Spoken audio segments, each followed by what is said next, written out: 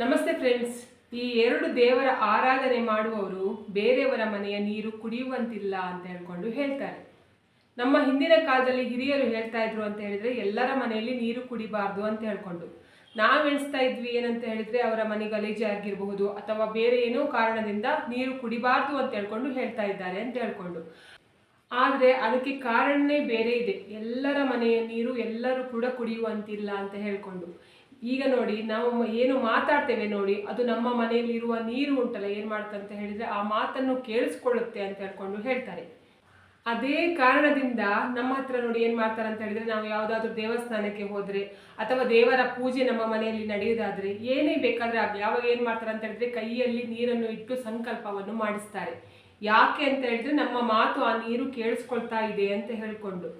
ನೋಡಿ, ಯಾರ ಮನೆಯ ನೀರನ್ನು ಕುಡಿಬಾರ್ದು, ಯಾವ ದೇವರ ಆರಾಧನೆ ಮಾಡುವವರು ಕುಡಿಬಾರ್ದು ಅಂತ ಹೇಳಿದ್ರೆ, ಲಕ್ಷ್ಮಿ ಮತ್ತೆ ನಾರಾಯಣನನ್ನು ಯಾರು ಆರಾಧನೆ ಮಾಡ್ತಾರೆ ನೋಡಿ, ಅವರು ಎಲ್ಲ ಮನೆಯ ನೀರನ್ನು ಕುಡಿಯುವಂತಿಲ್ಲ. ಲಕ್ಷ್ಮಿಯನ್ನಂತೂ ಎಲ್ಲರೂ ಕೂಡ ಆರಾಧನೆ ಮಾಡ್ತಾರೆ. ಸನಾತನ ಧರ್ಮದಲ್ಲಿ ಅಂದ್ರೆ ಹಿಂದೂ ಧರ್ಮದಲ್ಲಿ ಲಕ್ಷ್ಮಿಯನ್ನು ಆರಾಧನೆ ಮಾಡದೇ ಇರುವವರು ಯಾರು ಕೂಡ ಇಲ್ಲ. ಲಕ್ಷ್ಮಿಯನ್ನು ಆರಾಧನೆ ಮಾಡುವಾಗ ಶ್ರೀಮನ್ನಾರಾಯಣನನ್ನು ಕೂಡ ಆರಾಧನೆ ಮಾಡ್ತಾರೆ. ಆದ್ರಿಂದ ನಾನು ಹೇಳ್ತಾ ಇರೋದು, ಎಲ್ಲರೂ ಕೂಡ ನಮ್ಮ ಸನಾತನ ಧರ್ಮದಲ್ಲಿ ಏನ್ ಮಾಡ್ತೇವೆ ಅಂತ ಹೇಳಿದ್ರೆ ಲಕ್ಷ್ಮಿ ಮತ್ತೆ ನಾರಾಯಣನನ್ನು ಆರಾಧನೆ ಮಾಡುವ ಕಾರಣದಿಂದ ಉಂಟಲ್ಲ, ಬೇರೆಯವರ ಮನೆಯಲ್ಲಿ ನೀರು ಕುಡಿಯುವಂತಿಲ್ಲ. ಯಾರ ಮನೆಯಲ್ಲಿ ನೀರು ಕುಡಿಯುವಂತಿಲ್ಲ ಅಂತ ಹೇಳ್ಕೊಂಡು ಕೂಡ ಹೇಳ್ತೇನೆ. ನೋಡಿ, ನಿಮ್ಗೆ ಗೊತ್ತಿರುತ್ತೆ ಆಯ್ತಾ, ಯಾವುದಾದ್ರೂ ಮನೆಯಲ್ಲಿ ಯಾವ ರೀತಿ ಇರ್ತಾರೆ ಅಂತ ಹೇಳ್ಕೊಂಡು. ಯಾರ ಮನೆಯಲ್ಲಿ ನೋಡಿ ಸದಾ ಜಗಳ ನಡೀತಾ ಇರುತ್ತೆ ನೋಡಿ, ಯಾವತ್ತು ನೋಡಿದ್ರು ಗಂಡ ಹೆಂಡತಿ ಜಗಳ ಆಗಲಿ ಅಥವಾ ಮಕ್ಕಳ ಜಗಳ ಆಗಲಿ, ಯಾವುದೇ ಜಗಳಗಳನ್ನು ನಡೀತಾ ಇರುತ್ತೆ ನೋಡಿ, ಅವರ ಮನೆಯಲ್ಲಿ ನೀರು ಕುಡಿಬಾರ್ದು. ಎರಡನೇದೇನಂತ ಹೇಳಿದ್ರೆ, ಸದಾ ನಮ್ಮ ಮನೆಯಲ್ಲಿ ಕಷ್ಟ, ನಮಗೆ ಕಷ್ಟ ಕಷ್ಟ ಅಂತ ಹೇಳ್ಕೊಂಡು ಹೇಳ್ತಾ ಇರ್ತಾರೆ ನೋಡಿ, ಅಂತಹ ಮನೆಯಲ್ಲಿ ಕೂಡ ನೀರು ಕುಡಿಬಾರ್ದು. ಜೊತೆಗೆ ಉಂಟಲ್ಲ, ಯಾರ ಮನೆಯಲ್ಲಿ ಸದಾ ಕಣ್ಣೀರು ಹಾಕ್ತಾ ಇರ್ತಾರೆ ನೋಡಿ, ಅವರ ಮನೆಯಲ್ಲಿ ಕೂಡ ನೀರು ಕುಡಿಬಾರ್ದು. ನಾಲ್ಕನೇದು ಯಾವುದು ಅಂತ ಹೇಳಿದ್ರೆ, ಯಾರ ಮನೆಯಲ್ಲಿ ನೆಗೆಟಿವಿಟಿಯನ್ನು ತುಂಬಿರುತ್ತೆ ನೋಡಿ, ನಿಮಗೆ ಯಾವ್ದಾದ್ರು ಮನೆಗೆ ಹೋಗುವಾಗ ಉಂಟಲ್ಲ, ನಿಮಗೆ ಗೊತ್ತಾಗುತ್ತೆ ಒಂದೇ ಸಲಕ್ಕೆ ಏನಂತ ಹೇಳಿದ್ರೆ, ಏನೋ ಒಂಥರ ಫೀಲ್ ಆಗುತ್ತೆ, ಇವರ ಮನೇಲಿ ಏನೋ ಒಂದು ಪ್ರಾಬ್ಲಮ್ ಇದೆ ಅಂತ ಹೇಳ್ಕೊಂಡು ಗೊತ್ತಾಗುತ್ತೆ. ನಿಮಗೆ ಅಲ್ಲಿ ತುಂಬಾ ಹೊತ್ತು ಕೂತ್ಕೊಳ್ಳಿಕ್ಕೆ ಆಗುದಿಲ್ಲ, ಯಾವಾಗ ಮನೆಯಿಂದ ಹೊರಗಡೆ ಬರ್ತೇವೆ ಅಂತ ಹೇಳ್ಕೊಂಡು ಎಣಿಸ್ತದೆ ನೋಡಿ, ಅಂತಹ ಮನೆಯಲ್ಲಿ ಕೂಡ ನೀರು ಕುಡಿಬಾರ್ದು ಅಂತ ಹೇಳ್ಕೊಂಡು ಹೇಳ್ತಾರೆ. ಯಾಕೆ ಅಂತ ಹೇಳಿದ್ರೆ, ಇಂತಹ ಜಾಗದಲ್ಲಿ ಏನಾಗುತ್ತೆ ಅಂತ ಹೇಳಿದ್ರೆ, ನಾನು ಆವಾಗನೇ ಹೇಳಿದೆ, ದೇವರಿಗೆ ನಾವು ಸಂಕಲ್ಪ ಮಾಡುವಾಗ ಕೂಡ ನೀರನ್ನು ಹಿಡಿದು ಸಂಕಲ್ಪ ಮಾಡ್ತೇವೆ ಅಂತ ಹೇಳ್ಕೊಂಡು. ಅದೇ ರೀತಿ ಆ ಮನೆಯಲ್ಲಿ ಇರುವ ನೀರು ಕೂಡ ಏನಾಗುತ್ತೆ ಅಂತ ಹೇಳಿದ್ರೆ, ಇವರ ಮನೆಯಲ್ಲಿ ಏನೆಲ್ಲ ವಾತಾವರಣ ಉಂಟು ನೋಡಿ, ಜಗಳ ಆಡ್ತಾರೆ, ಕಿರಿಕಿರಿ ಮಾಡ್ತಾರೆ, ಅಳ್ತಾರೆ, ಅಥವಾ ಮನೆಯಲ್ಲಿ ನೆಗೆಟಿವಿಟಿ ತುಂಬಿದೆ, ಮತ್ತೆ ಸದಾ ಕಣ್ಣೀರು ಹಾಕ್ತಾ ಇರ್ತಾರೆ, ಅಥವಾ ನಮ್ಮ ಮನೆಯಲ್ಲಿ ದರಿದ್ರ ಗ್ರಹಚಾರ, ನಮಗೆ ಕಷ್ಟ ಕಷ್ಟ ಅಂತ ಹೇಳ್ಕೊಂಡು ಹೇಳ್ತಾ ಇರ್ತಾರೆ ನೋಡಿ, ಅದನ್ನೆಲ್ಲ ಅವರ ಮನೆಯ ನೀರು ಏನ್ ಮಾಡ್ಕೊಳ್ತಾರೆ ಅಂತ ಹೇಳಿದ್ರೆ ಆ ಮಾತನ್ನು ಕೇಳಿಸ್ಕೊಳ್ತಾ ಇರುತ್ತೆ, ಅಂದ್ರೆ ಎಳ್ಕೊಳ್ತಾ ಇರುತ್ತೆ ಅವರ ಮಾತನ್ನು.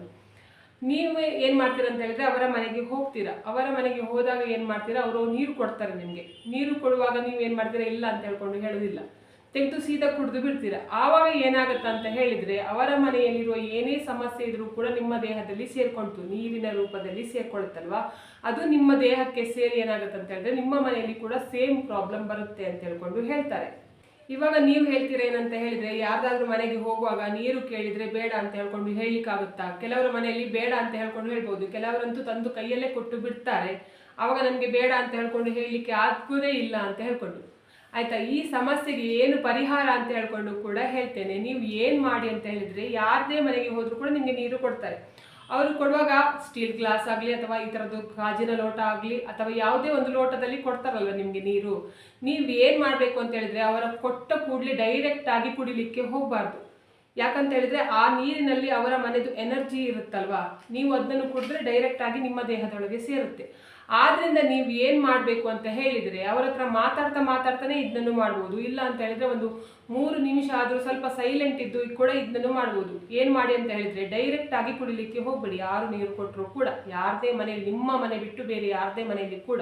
ಯಾಕಂತ ಹೇಳಿದ್ರೆ ಅವರ ಮನೆಯಲ್ಲಿ ಏನು ಸಮಸ್ಯೆ ಉಂಟು ಅಂತ ಹೇಳ್ಕೊಂಡು ನಿಮ್ಗೆ ಗೊತ್ತಿಲ್ಲ, ಅವರ ಮನೆಯಲ್ಲಿ ಏನು ಮಾತಾಡ್ಕೊಳ್ತಾ ಇರ್ತಾರೆ ಅಂತ ಹೇಳ್ಕೊಂಡು ಕೂಡ ನಿಮ್ಗೆ ಗೊತ್ತಿಲ್ಲ. ಆ ಕಾರಣದಿಂದ ಹೇಳುದು, ನೀವೇನ್ ಮಾಡ್ಬೇಕು ಅಂತ ಹೇಳಿದ್ರೆ, ಎರಡೂ ಕೈಯಿಂದ ನೋಡಿ ಈ ರೀತಿಯಲ್ಲಿ ಲೋಟವನ್ನು ಹೀಗೆ ಹಿಡ್ಕೊಳ್ಳಿ ಆಯ್ತಾ. ಅವರ ಎದುರುಗಡೆ ಕೂಡ ಮಾಡ್ಬೋದು, ಏನು ಎಣಿಸ್ಕೊಳ್ಳೋದಿಲ್ಲ ಆಯ್ತಾ ಯಾರು ಕೂಡ, ಯಾಕಪ್ಪ ಹೀಗೆ ಮಾಡ್ತಿದಾರಂತ.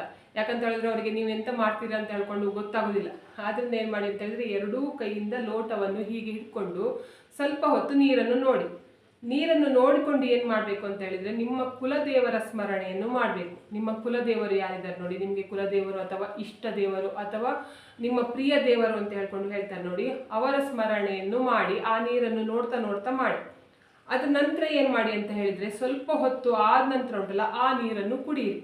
ಆವಾಗ ಏನಾಗುತ್ತಂತ ಹೇಳಿದರೆ ಅವರದ್ದು ಮನೆಯದ್ದು ಉಂಟಲ್ಲ ಕೆಟ್ಟ ನೆಗೆಟಿವ್ ಎಲ್ಲ ಇರುತ್ತಲ್ಲ ನೀರು, ಆ ನೀರು ಹೋಗಿ ಆ ನೀರು ಅಮೃತಕ್ಕೆ ಸಮಾನವಾಗುತ್ತೆ ಅಂತ ಹೇಳ್ತಾರೆ. ಅಂದರೆ ಅಮೃತ ರೂಪದಲ್ಲಿ ಬರುತ್ತೆ ಅಂತ ಹೇಳ್ತಾರೆ. ಅದರ ನಂತರ ನೀವು ಕುಡಿದ್ರೆ ನಿಮಗೆ ಏನು ಕೂಡ ಸಮಸ್ಯೆ ಆಗುವುದಿಲ್ಲ. ನೋಡಿ ನೀರು ನೋಡಿ, ಯಾವುದೇ ನೀರನ್ನು ತಗೊಳ್ಳಿ, ನೀವು ಮನೆಯಲ್ಲಿದ್ದರೆ ಆ ನೀರು ಏನಾಗಿರುತ್ತೆ ಅಂತ ಹೇಳಿದ್ರೆ ಮಾಮೂಲಿ ಕುಡಿಯೋ ನೀರಾಗಿರುತ್ತೆ. ಅದೇ ನೀರು ದೇವಸ್ಥಾನಕ್ಕೆ ಹೋಗಿ ನಿಮ್ಮ ದೇಹ ಸೇರುವಾಗ ಏನಾಗುತ್ತೆ, ತೀರ್ಥ ಆಗುತ್ತಲ್ವಾ. ಅದೇ ರೀತಿಯಲ್ಲಿ ನೀವು ಕೂಡ ಹಾಗೆ ಯಾರದೇ ಮನೆಗೆ ಹೋದರೂ ಕೂಡ ಉಂಟಲ್ಲ, ನಿಮ್ಮ ಕುಲದೇವರು ಅಥವಾ ನಿಮ್ಮ ಇಷ್ಟ ದೇವರು ಅಥವಾ ನಿಮ್ಮ ಪ್ರಿಯ ದೇವರನ್ನು ನೀವೇನು ಮಾಡಬೇಕು ಅಂತ ಹೇಳಿದ್ರೆ ಸ್ಮರಣೆ ಮಾಡಿಕೊಂಡು ಅದನ್ನು ನೀರು ಕುಡಿದ್ರೆ ಏನಾಗುತ್ತೆ ಅಂತ ಹೇಳಿದ್ರೆ ಅದು ತೀರ್ಥಕ್ಕೆ ಅಂದರೆ ಅಮೃತಕ್ಕೆ ಸಮಾನವಾಗುತ್ತೆ ಅಂತ ಹೇಳ್ತಾರೆ. ಆದ್ರಿಂದ ಉಂಟಲ್ಲ ಇಷ್ಟು ದಿವಸ ನೀವು ಮಾಡಿ ಆಯಿತು. ಇನ್ನು ಮುಂದೆ ಆದ್ರೂ ಉಂಟಲ್ಲ ಬೇರೆಯವರ ಮನೆಗೆ ನೀರು ಕುಡಿಲಿಕ್ಕೆ ಹೋಗುವಾಗ ಉಂಟಲ್ಲ, ಅಂದರೆ ನೀರು ಕೊಟ್ಟರೆ ನೀವು ಕುಡಿತೀರಲ್ಲ, ಆವಾಗ ಇದೊಂದು ಕೆಲಸ ಮಾಡಿ. ಆವಾಗ ನೋಡಿ ನಿಮಗೆ ಏನು ಕೂಡ ಸಮಸ್ಯೆ ಆಗುವುದಿಲ್ಲ. ನೋಡಿದ್ರಲ್ಲ ಇವತ್ತಿನ ವಿಡಿಯೋದಲ್ಲಿ ಯಾವ ದೇವರ ಆರಾಧನೆ ಮಾಡುವವರು ಯಾರ ಮನೆಯಲ್ಲಿ ನೀರು ಕುಡಿಬಾರ್ದು ಅಂತ ಹೇಳಿದ್ದೇನೆ. ಇವತ್ತಿನ ವಿಡಿಯೋ ನಿಮಗೆ ಇಷ್ಟ ಆದರೆ ಪ್ಲೀಸ್ ಈ ವಿಡಿಯೋಕ್ಕೆ ಒಂದು ಲೈಕ್ ಮಾಡಿ, ಆದಷ್ಟು ಜನರಿಗೆ ವಿಡಿಯೋನ ಶೇರ್ ಮಾಡಿ, ಕಮೆಂಟ್ ಮಾಡಿ, ನನ್ನ ಚಾನಲ್ಗೆ ಸಬ್ಸ್ಕ್ರೈಬ್ ಆಗಿ. ನನ್ನ ಚಾನಲ್ಗೆ ಸಬ್ಸ್ಕ್ರೈಬ್ ಆದರೆ ಒಂದು ಸಪೋರ್ಟ್ ಸಿಕ್ಕಿದ ಹಾಗೆ ಆಗ್ತದೆ. ಮತ್ತು ನಾನು ಹೀಗೆ ಒಳ್ಳೆ ವಿಡಿಯೋನ ನಿಮ್ಮ ಜೊತೆಗೆ ಶೇರ್ ಮಾಡ್ತೇನೆ. ಇವತ್ತಿನ ವಿಡಿಯೋ ಯಾರೆಲ್ಲ ನೋಡಿದಿರ ಅಥವಾ ನೋಡಲಿಲ್ಲ ಎಲ್ಲರಿಗೂ ಕೂಡ ಒಳ್ಳೆಯದಾಗಲಿ ಅಂತ ನಾನು ಕೂಡ ದೇವರಲ್ಲಿ ಬೇಡ್ಕೊಳ್ತಿದ್ದೇನೆ. ಎಲ್ಲರಿಗೂ ಒಳ್ಳೆಯದಾಗಲಿ.